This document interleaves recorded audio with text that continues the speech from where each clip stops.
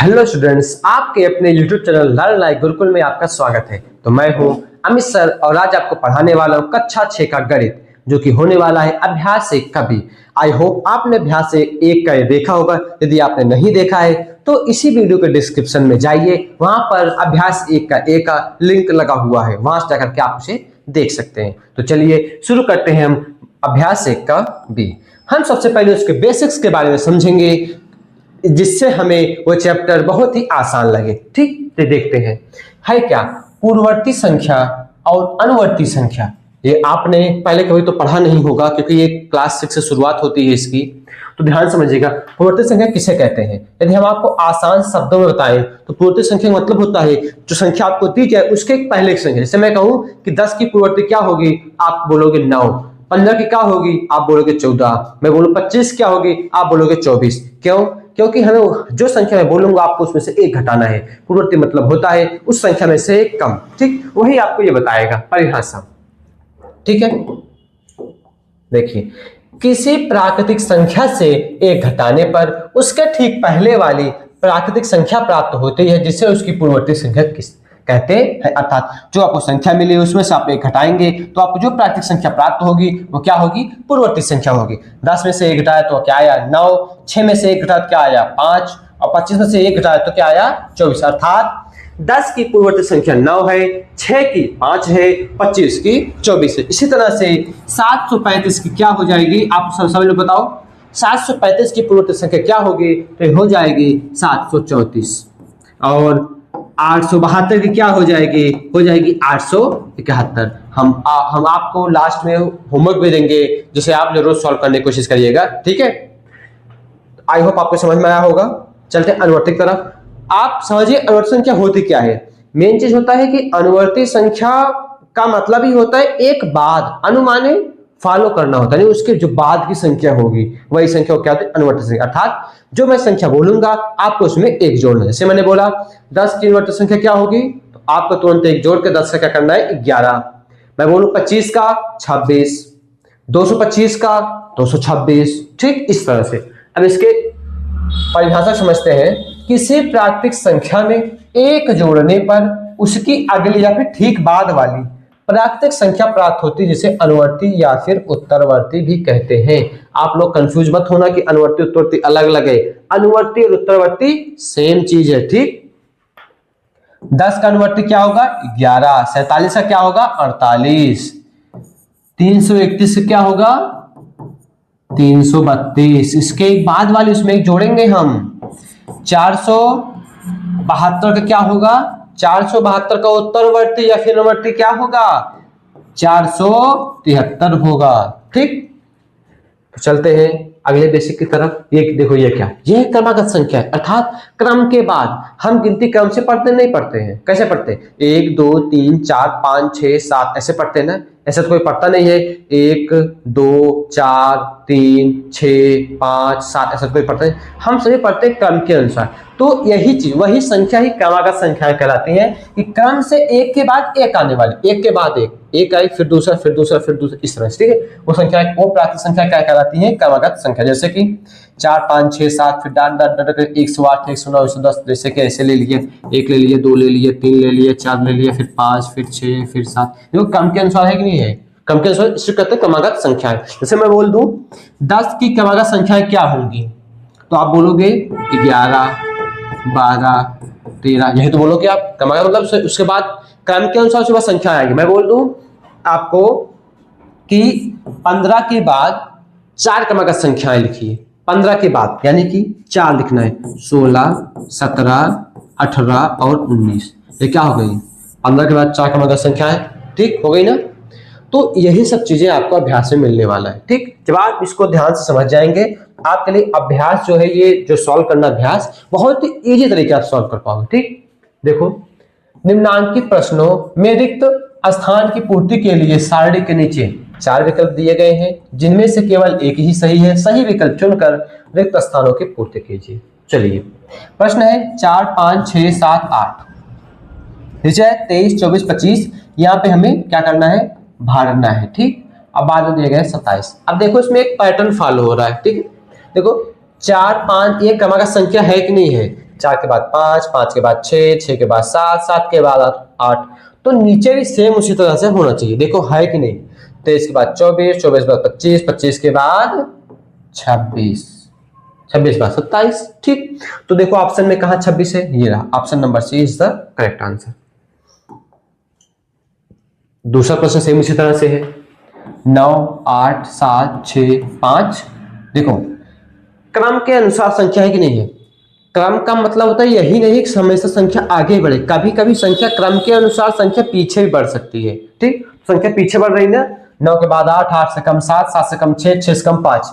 तो देखो सेम उसी तरह से ये भी चलेगा।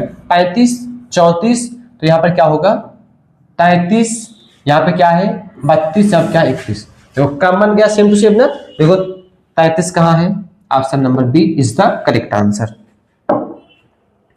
अब प्रश्न नंबर 3 है, निम्नांकित प्रश्नों में उत्तर के 4 विकल्प दिए गए हैं, सही उत्तर छांट कर लिखिए। आपका सही उत्तर छांटना है। ठीक, देखो 13 की अनुवर्ती प्राकृतिक संख्या है। हम 13 की अनुवर्ती प्राकृतिक संख्या कैसे निकालेंगे, फिर 13 में एक जोड़ दो या फिर 13 के बाद आने वाली संख्या। 13 में जोड़ क्या आएगा 14, सी इज द करेक्ट आंसर। खा देखो 27 की पूर्ववर्ती प्राकृतिक संख्या क्या है। 27 के बाद क्या आता नहीं, 27 के पहले क्या आता है, पूर्व मतलब पहले। ये नहीं करना कि पूर्व आगे इसके बाद बात कर देंगे, पूर्व मतलब पहले। तो 27 पहले क्या आता है 26, तो B is the correct answer. अब देखते हैं अगला, इनका क्या है। 27 की पूर्ववर्ती प्राकृतिक संख्या क्या है। भाई 27 के पहले, पूर्व मतलब पहले होता है, 27 पहले क्या होगा 26। तो यहाँ पर एक ऑप्शन नंबर ई है, ये क्या होगा 26, क्या होगा करेक्ट आंसर। ठीक, तो 15 की पूर्ववर्ती प्राकृतिक संख्या है। 15 की पूर्ववर्ती संख्या क्या होगी भाई, उसमें सीधे सीधे एक कम कर दो पूर्ववर्ती हो जाएगी। 15 क्या हो जाएगा 14, 14 इज द करेक्ट आंसर। ठीक, आगे चलते हैं। अब बताना है सत्य और असत्य। ठीक, देखो एक सबसे छोटी प्राकृतिक संख्या है कि नहीं है कि नहीं। देखो प्राकृतिक संख्या चालू कहां से, हमेशा प्राकृतिक संख्याएं हमारी 1, 2, 3 यानी 1 से चालू होती है। जहां से जिस चीज का शुरुआत जहां से होता है वही सबसे छोटी संख्या होती है। एक क्या होती है छोटी संख्या, इसलिए क्या होगा सत्य होगा। ठीक, आगे चलते हैं। देखो बी क्या है, संख्या रेखा पर निरूपित किसी प्राकृतिक संख्या के दाहिनी ओर की प्राकृतिक संख्या उससे छोटी होती है। चलो हम इसको एक एग्जांपल समझते हैं। यह हो गया आपका 1, 2, 3, 4, 5, 6, ये कुछ संख्याएं हैं। ठीक है, एक संख्या रेखा पे संख्या प्रदर्शित है। ठीक है, अब इसके हिसाब से क्या है कि दाहिनी ओर के किसी प्राकृतिक संख्या के दाहिनी ओर, यानी मान लो मैंने 2 को मान लिया प्राकृतिक संख्या है। ठीक, अब इसके दाहिनी ओर जो संख्या है क्या वो उससे छोटी होगी, इससे छोटी होगी, हमेशा बड़ी होगी ना भाई। जाता 3 होगा, फिर 4 होगा, फिर 5 होगा, ये सब संख्याएं इस 2 से बड़ी रहेंगी। इसका मतलब क्या है, ये असत्य है। क्या है, असत्य है। ठीक, अगला सी देखो, 101 से बड़ी क्रमागत संख्या 102, 103, 104 है। फिर क्रम के अनुसार तो 101 के बाद 102 ही आता है, 103 ही आता है और 104 ही आता है। तो ये क्या होगा सत्य, क्या होगा सत्य। ठीक, तो अगला देखते हैं क्या है। 23 एक प्राकृतिक संख्या है। हाँ भाई 23 एक प्राकृतिक संख्या है, सत्य। ये देखो प्राकृतिक संख्याओं में कोई संख्या सबसे बड़ी नहीं होती है। प्राकृतिक संख्याओं में कोई संख्या सबसे बड़ी नहीं होती है, सत्य का सत्य है, ये सत्य है। कोई भी संख्या सबसे बड़ी नहीं होती है, क्योंकि आप सबसे बड़ी संख्या लिख ही नहीं सकते हैं। यदि आप मान लीजिए आपने लिखा, आपने ऐसी कुछ संख्या लिख दी जिसे, ठीक है, जिसे पढ़ा नहीं जा सकता। ठीक है, आप कहो कि हमसे इससे बड़ी संख्या लिख दो, हम क्या कहें सिंपल से इसके आगे इसे 2 लगा देंगे, हो गया, आपसे बड़ी हो गई, संख्या बढ़ी ना। फिर आपने कहा कि इसमें 3 लगा दिए, फिर हमने भी 4 लगा दिए, फिर आपने 6 लगाया, हमने 7 लगा दिए। देखिए हमेशा बड़ी संख्या बनती जाएगी, इसलिए कोई भी प्राकृतिक संख्या सबसे बड़ी नहीं होती। ठीक, आई होप आपको क्लियर हो गया होगा। चलते हैं क्वेश्चन नंबर 5 की तरफ। देखते हैं 5वां प्रश्न क्या है। बहुत आसान सा प्रश्न है। 9999 की अनुवर्ती प्राकृतिक संख्या ज्ञात कीजिए। ठीक है, इसकी अनुवर्ती अर्थात अनुमाने एक बार, इसमें एक जोड़ना है। 9999 में एक क्या करना है, जोड़ना है। तो सिंपल से जोड़, 9 1 10, 9 1 10, 9 1 10, 9 1 10, जो है क्या आपका, जो है आपका आंसर, जो कि हो गया हमारा 10,000। ठीक, देखते हैं क्वेश्चन नंबर 6। 1,01,000 की पूर्ववर्ती प्राकृतिक संख्या ज्ञात कीजिए। 1,01,000 की पूर्ववर्ती प्राकृतिक संख्या ज्ञात कीजिए। हमेशा प्राकृतिक संख्या का मतलब क्या, पूर्ववर्ती संख्या का मतलब क्या होता है, एक घटा दो उसमें से, सिंपल सा। ये जो है 1,01,000 लिख लिया, इसमें से एक घटा लो, एक घटाएंगे ये एक जीरो बन जाएगा, ये जीरो बनेगा, बाकी सब जीरो जीरो रहेगा। ठीक, ये हो गया जीरो, ये जीरो और ये हो गया, ये आपका आंसर। ठीक, 1,00,000। चलिए 7वां क्वेश्चन है, संख्या रेखा खींचिए और उस पर 9 तक की प्राकृतिक संख्या प्रदर्शित कीजिए। कुछ नहीं करना, सिंपल सा प्रश्न है, एक संख्या रेखा खींच दो ऐसे, इस पर 9 तक की प्राकृतिक संख्या प्रदर्शित कीजिए, प्राकृतिक को भी, जैसे कि 1 2 3 4 5 6 7 8 और 9 हो गई संख्या हमारी। बस ऐसे तुम्हें एक लाइन खींचनी है, संख्या प्रदर्शित कर देना, हो गया इसका आंसर।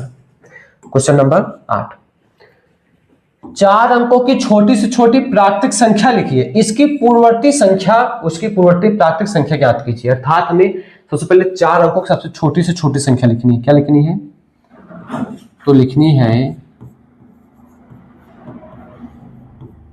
4 अंकों की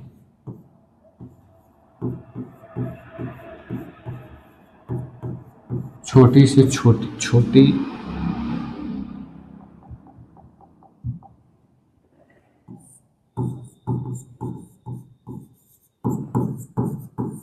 से छोटी संख्या बराबर क्या होगी,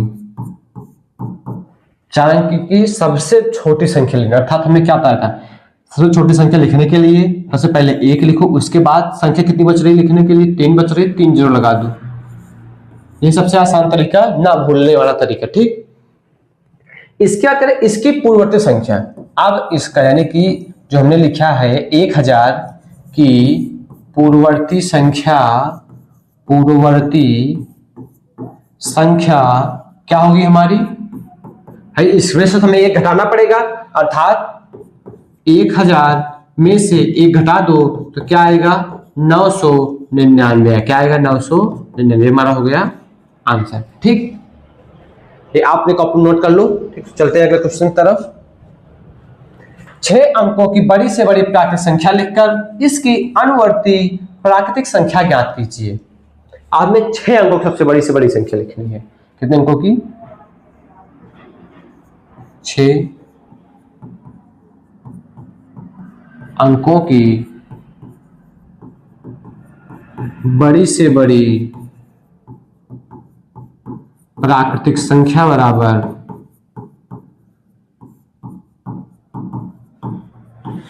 क्या आ जाएगी, 6 अंकों की लिखनी है तो 6 बार 9 लिख दो, 1 2 3 4 5 और 6, ये बन गया 9,99,999। हमें इसकी लिखनी है अनुवर्ती संख्या।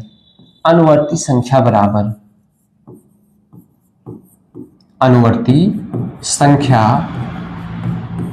क्या हो जाएगा, इसी में एक क्या करना है, हमें जोड़ना है। 9,99,999 में हमें एक जोड़ेंगे तो जितनी 9 है उतना जीरो हो जाएगा, आगे 1 लग जाएगा। अर्थात 6 9 है तो 2 4 6 जीरो, आगे 1 लगा दो, ये बन गया हमारा क्या, 10 लाख। ठीक, ये हो गया हमारा आंसर। तो आई होप आपको सारे प्रश्न समझ में आए होंगे, क्योंकि जब कभी भी आप किसी चैप्टर को पढ़ने से पहले उसके बेसिक चीजों को समझेंगे तो आप आसानी से उस पूरे चैप्टर को समझ सकते हैं और सॉल्व कर सकते हैं। और आप ध्यान दीजिएगा, आपके बुक में ही हमेशा किसी चैप्टर के आने के पहले कुछ एग्जाम्पल्स दिए होते हैं। आप उन एग्जाम्पल्स को जरूर सॉल्व किया करो, ताकि आपके जो डाउट्स हो पहले ही क्लियर हो जाए।